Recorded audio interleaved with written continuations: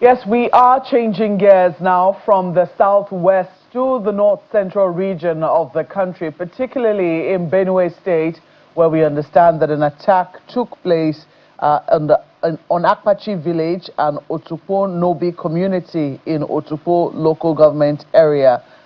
We understand that herdsmen came in at about 3 a.m. and 4 a.m. on Sunday morning, while residents were asleep, killing scores of people, and many others sustained varying degrees of injuries. I imagine that by now we will have a proper count of those lost in that attack. As Kayla did highlight earlier, it does seem that sometimes is one step forward and many steps backward. But we're here now to discuss, because this is not the first attack on Otukpo.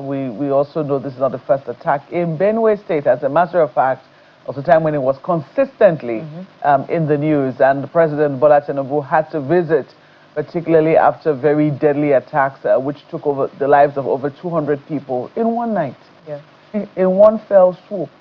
So clearly, peace has not completely returned to Benue when we're seeing attacks like this. We have a guest in our studios to help discuss this particular issue. Mr. Samuel Agua is the convener of Benue Open Governance Society and also the former assistant liaison officer to the UNHCR and former Benue State coordinator, NEPAD.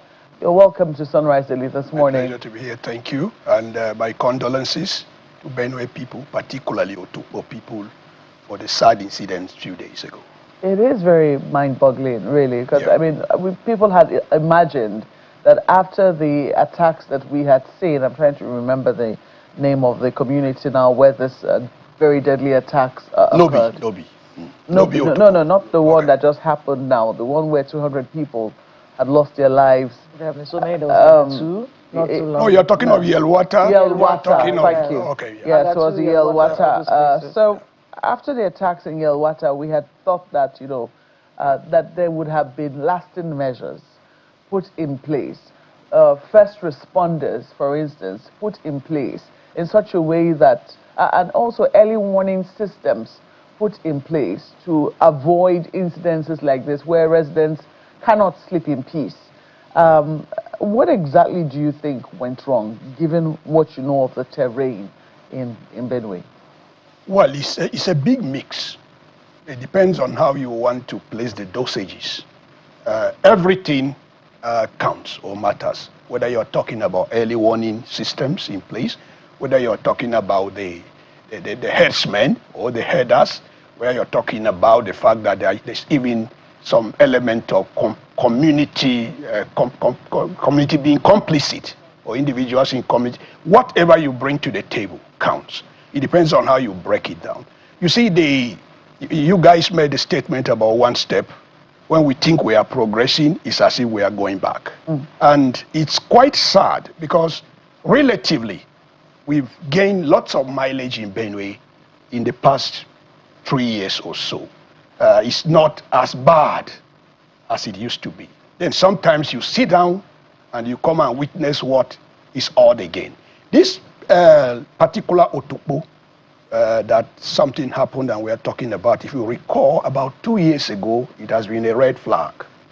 There's been killing in Asa, in some other communities around Otukpo, even acts of kidnapping and all that.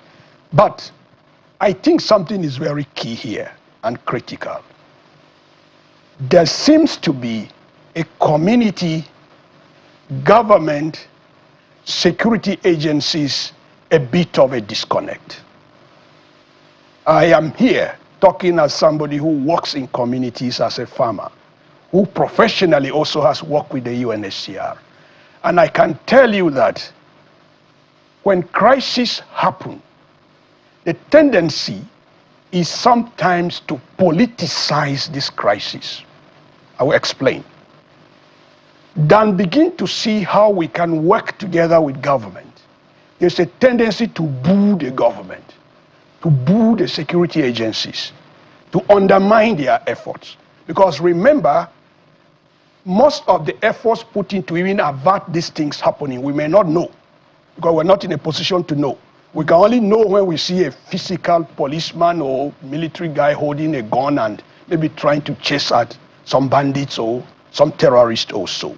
So it's a whole lot of mix, but I think principally, very unfortunate that these things have happened.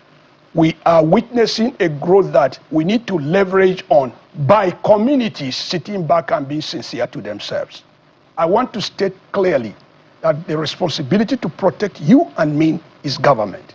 But, communities must sit back and have a frank conversation. I am not saying communities cause this crisis, but I am saying there are gaps. There's some bit of, it's a bit porous, mostly when you discover that these trends repeat sometimes, these trends happen and the same messaging, the same conversations goes on. I think, one, we need to sit back and relook at how best as communities we can be frank to ourselves, number one. Number two, we need to, as a matter of urgency, begin to identify publicly and pick out these elements, known and unknown. I use the word unknown because known is from the context of the community chaps that live amongst us, that our family members, that our in-laws, that our whatever. Unknown from, also from the point of view that if we think some guys come from somewhere to attack, why can't at community levels, working with the agencies of government, we collaborate to try to see who lives in those communities, how do they come to attack? So in that way, ourselves and government can sit frankly, and maybe we may reduce these incidences, like they got reduced, but again, there's something came up again. And I hear more than what you're saying, because the thread which, when you talked about the elements, when we asked you what exactly could have been responsible, you listed a mix. One of the things I heard very clearly is the complicity of communities. The communities complicit, that was how you framed it. Whichever way you put it. Yeah, and that is very significant, because I do remember that in the Yelwata attacks, that was something that stood out, that they had informants who were community members, people who had lived within the community with them for years. And there were questions as to why would those kinds of people turn on the very same community that had raised them? Why did they think it was okay for them to give away? Because these people already were not living safely. They already had an idea that such an attack could be upon them. And so we're not sleeping in the villages. They were sleeping in shops along the road, hoping that that would give them some element of safety and that they would be closer to maybe the call of security agencies were they to come and intervene whatever time of the night. But the attackers knew specifically where to find them. That was why we saw the amount of bloodshed that we saw in the Yelwata attack. In this particular one, I'm wondering, how much do we know about communities? If communities become cynical, some people will say maybe they have developed a right to be, given what they have seen happen in other communities. But it's unclear also if this is also a lack of trust between themselves and security agencies. Do you see that gap there? And if you do, how do you think it can be rebuilt? If you recall my opening statements, I identified the gap. You see, when there is mutual, is it distrust or mistrust? I don't know which one is correct. When mutually, I don't trust you, you don't trust me. Because for me, as a community person in Benue, I want to sleep safely. I don't want to hear that I'm attacked. So when I'm attacked, the tendency is for me to blame the DPO, blame the vigilante guard, blame the military or the joint task forces because they couldn't protect me. And it's trending. Yeah, it's correct. It's correct. We should do that. But the issue now is, if three of us in this studio, I choose to be an odd guy to do something wrong to you, and I succeed because I'm close to you, and then you come to blame the channels, security people for not doing enough to stop that. Listen, I am not seated here heaping blame on communities, but I'm saying that disconnect, whether it's done in ignorance or it's done out of conviction, because whichever side is justifiable. people have taken reports to the security agencies, nothing has happened. So fine, there's a tendency to build that thick skin that, hey, look, let's leave this thing, even if we go there, they will not give us what we want. There is also the issue of the security agencies also even getting at some security elements, and even some community elements and identifying them. And sometimes the very communities also could get up to try to see how matters are resolved. Yes, so there is something here we need to, because I'm trying to move away from politicization, from booing. You know, what we are facing is almost like, it's getting genetic. You know, the industry of banditry, terrorism, and all that has been built over time. We want an event to happen and let this thing end. I'm appealing to citizens. We must sit back, because if this thing is not ending, and we keep every day singing security, government is supposed to protect, which is correct, which is constitutional, which is all that, we may be belittling a matter, because whatsoever is not ending, whatsoever is not coming to conclusion, you look inward. This may be a hard pill for a lot of people to swallow, but I'm talking as a local farmer. I would have been on my farm if I didn't come to Abuja on your invitation here. So the issue is, let's begin to see how we can build that trust. Essentially, that everybody sees community fees, government, you have failed because they killed my members. And of course, yes, government has failed. And then you, community, right within you, people are hiding and causing trouble. I'm being very blunt, because I farm and I can tell you a lot of miscreant activities that go around in communities. They may not build necessarily to kill somebody or kill someone, but when you see the tendencies, when you see the way the young people's attitudes are, you will know that they can easily fit into this herdsman definition. Let me redefine herdsman. No, hold on a second. Hold on. I have not landed. No, hold on a second. You're not fair. Let me land. No, hold on a second, because we are running out of time. Oh, yes. You are in charge. Yes. So let's be clear. All right? Let's be straightforward here. Since you said you're a very straightforward person. I am. Good. When you say complicity in community, what exactly do you mean? Because you mentioned just one right now. You have miscreants hiding in between you. What exactly are you accusing these communities of being complicit of? Let me start from the big to the down. In most traditional communities today, traditional leadership have issues. Okay. There is some contention. There is some tussle, if you like. I may not be able to pick specifically, because even if I am, I will be afraid, so that I'm not taking on. Yes. Why I pick A and I didn't pick B. Now, within these traditional systems, these gatekeepers of communities, there also exists mistrust on account of either some people feel those that are there got in wrongly. It's wrong leadership. I'm even talking about traditional rulers. Okay, so traditional rulers in communities. In communities, that's also one. Number two, even the youth associations, there are tussles. Remember, these are the first layers people run to or people have confidence. Even in vigilante associations. So leadership crisis with traditional rulers, vigilante groups, you and can youth go groups. on and on. Okay. I want these issues relooked at. Okay. And it's only communities that can sit down and trust the government to relook at these issues. It's not by standing apart.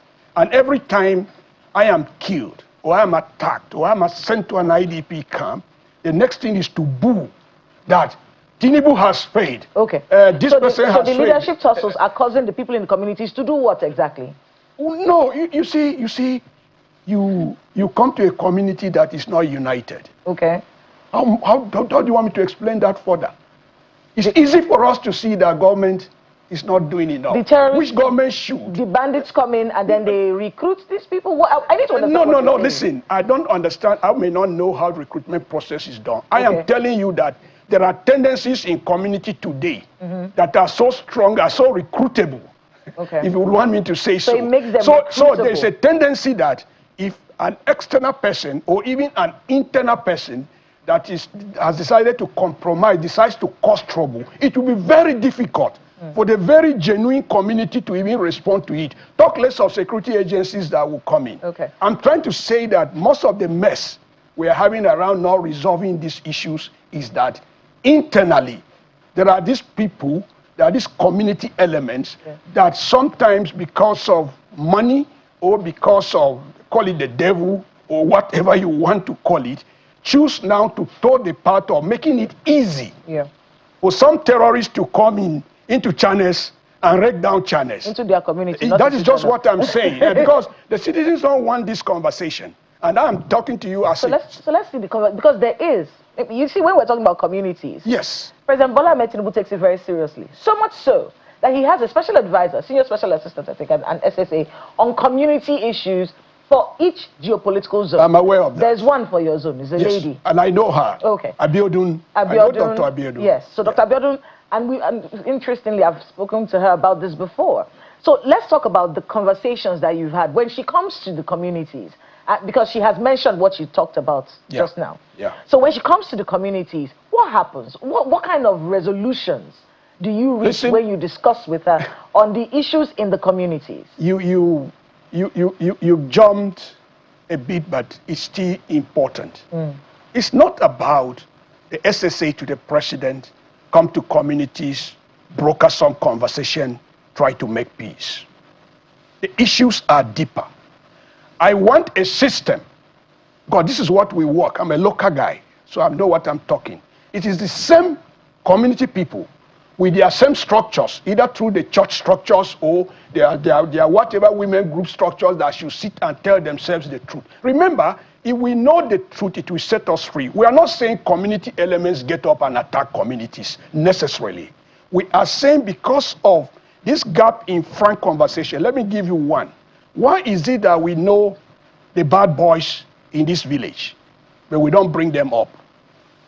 Why is it that we know this guy didn't do anything, didn't even plow a ridge of soybean, but came back with 2 bikes into this community? We are happy, we keep him, we are good. But then an attack comes, and the tendency is not to think, this same dude that is my brother, that is my friend, that is my in-law, could also have connived. The community is shifting a responsibility using constitution, which is correct though, that government is to protect you. So it's the conversation I'm talking about. Dr. Abiodun or the SSAs or the president trying to come in could also be good.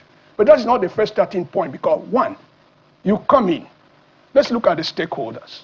You know that the stakeholders in most of the meetings that are convened are enemies. But by standard of UN or whatever, the way the procedure is laid, it will be such that when you come, do stakeholder mapping, meet A, B, C, D. There are some stakeholders that don't need to be met all together in a room. There's a whole lot of issues. That's why I'm pushing it back to communities working with their local authorities. She would argue that that's the only way to broker peace, is to bring warring factions together. No. Bringing warring factions together, if we are 10, together means 2 could be spoken out differently. 3 could. Later 10 could still come. I also have a point. I have not denounced bringing people together. I am saying you may end up bringing people together, get the paparazzi, get the optics right. I am pushing it more to the very communities themselves. Let them start talking the truth. There's so much they know, but let me tell you, because security too has failed communities in terms of open communication. That is why, like we in Benue, sit today and are clapping and wishing that we should have a state police that may give people more confidence to relate with that institution and make complaints also. Because there are also cases of community elements going to the security agencies turning back to even expose the very people and that. So it's a whole mix. I just don't want, I want the communities to own this peace process, take responsibility over it. Of course, external parties can facilitate, like you say, the SSA is doing, even though I know that is not the focus. For many years. For you particularly, yeah. For many years, we have heard about farmer-herders clashes, and oftentimes the crisis within the north-central region is usually attributed to this farmer-herders crisis. Even though at some point, you know, the conversation shifted to say, look, this is not farmer-herders crisis. this is an attempt to take over our land, depending on who you speak to. Some people will say, no, this is an attempt to kill all of us. It's a genocide. Some say genocide. Some say, look, it's an attempt to get rid of all the Fulanis in the north central region. As I said, you know, the conversation is painted according to the side that you speak to. As we speak right now, what exactly, from your own experience, what would you say is still the issue? Is it still this heritage? Because in this particular instance, we understand that there's been a killing of the Benue State chapter, the chairman of the Benue State chapter of the Mieti Allah Cattle Breeders Association. I think his name is Ardo Riskul Mohammed. I know him personally. You know him personally? Yeah, we meet at meetings, Peace Commission meetings. I know him personally. So we understand now that he's dead. He is. And as a result of that, communities are afraid. Do you think that this latest crisis is on the back of that? And what exactly is being done to unravel the circumstances around how he was murdered? For your last question, we push it to the security agencies traditionally to avoid, because I'm on public telly. Mm. The other one is very easy to toe conventional reasoning or conventional thinking, normal thinking that, oh, because they killed the Mieti Allah chief in Benue and the Mieti Allah people threatened reprisal, that is what has happened in Otukpo, or maybe it's happening in Benue. Personally, I beg to disagree, because same levels of attacks do happen, despite the fact that significantly in the last 3 years of the administration, there have been some bit of calmness, significantly. You see, it's difficult to preempt a thing. I was trying to give you a definition of herdsmen, because I personally don't believe there is herder farmer crisis in Benue. Most of what you are seeing in Benue, significantly past 5 to 7 years, is not about a cow as eating the yam of a farmer. It's about communities wake up daily, for whatever reason, some guy comes, attacks, kills, burns down, and leaves. And it's not caught. I'll come back to that point. It's not caught. He goes, because he operates around the midnight, the 4 a.m.s, and the matter ends and is closed. You see, the big picture, if we must begin to appreciate these issues, is to have an open communication. Let's not, even though some people may not swallow what I'm saying, let's not detach our community elements from being part of the gangs, of the terrorists that kill us. It's a hard truth, let's face it. But when you have frank conversations, when you go to villages, you really know that they know so much about one kind of thing or the other. Either, not necessarily that they have compromised, but they have eavesdropped. I mean, they've just snipped some information here and there. I don't want anything thrown away in the course of this investigation. I don't want to limit myself that it is reprisal. Because 3 years ago, 2.5 years ago, Otukpo has been badly attacked at this magnitude 4 times in different parts. That is, we are only looking at Otukpo. I'm not talking of Kwandi, I'm not talking of Logo areas and so much. So if you look at traditionally, a typical Benue person or maybe a North Central person has come to have this feeling that, oh, when there's something happen and the Fulanis, the herdsmen or whatever people call, they must do reprisal, they must do reprisal. Who told you it's reprisal? Who told you it is not reprisal? Let's leave that. The fact is that we are attacked. This shouldn't be. Government must rise up. But, I'm repeating, let communities sit down, because on our own, even without a bullet, we can unravel many things that can help. That is the point I want citizens to get. How would you say that the governor is fair? And I know that you've talked about a bit of excitement with the introduction of state police, even though some people will say that this is maybe where they will be a little skeptical in terms of how it is handled. But how would you say that the governor has fared in terms of handling the challenges in spite of, or handling the security situation in spite of the obvious handicaps? Oh, well, as a person in the villages and as a humanitarian person that have worked with so many internally displaced persons, I know IDPs that have been displaced 3 times in the last 15 years. Because I was head of office of UNHCR in Benue with some jurisdiction in Nasarawa, and I work with NGOs. If you notice, although I don't like you saying this because for me, even if 1% is killed, it's painful. 1% shouldn't be killed like that. There is tremendous progress. The numbers of local governments that were under siege some years ago is no longer like that. And I don't have stats now to read out. And if you notice again, it's not that there's happiness in saying they were killing 10,000 and now they are killing 1,000. Yeah. But as I would have said, if you even notice the pattern and trend and the rascality that was going on, it's not as much as we are seeing. There has been heavy deployments of security agencies around the place, and they are actually doing a lot. Because when I go to villages, you see how they avert some kind of thing that a lot of people don't know. Because I remember there's a particular community, I won't call the name, they reported that they are seeing some presence of odd people around. And there was something these guys did. They came and stayed around for like 2 days. Maybe that helped deter something. So there are also preventive measures and all that. But the key issue for me, and I want channels to help me stress this fact, is that communities need to see government as a partner. They don't need to see government as a person they will boo. Because yes, you are booing, that is the responsibility of, I am a father, I'm supposed to pay my children's school fees. For whatever reason, I can't pay. There's nothing wrong if my child knows where he can go and do one casual job and top up the money for me to pay school fees, even though it's my responsibility to pay. That is the conversation I want us as citizens and indigenes to move forward. Because we have spoken this issue of government has swayed, government has swayed, government has not protected, government has not protected. Fine. And I have told you why government may have its share of the blame, which exists, because after all, it's supposed to protect you.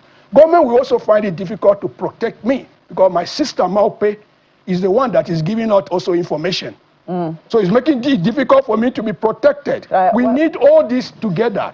Let's not pitch one point, dwell on it, and just get it too exaggerated. No point should be. Let's talk again frankly. All right. I believe that frank conversation will continue on many other platforms. We understand here that Governor Alia has issued a clear and immediate directive to all security agencies operating in the state to liaise with their counterparts in neighboring states and once again swing into action with renewed vigor. We sincerely hope that this will be the situation in Benue. We hope so. We have to thank you very much for coming on Sunrise Daily. Mr. Samuel Agua is the convener of Benue Open Governance Society and also a former assistant liaison officer to the UNHCR and former Benue State Coordinator, NEPAD. Thank you once more. My pleasure. Thank you so much. I appreciate it.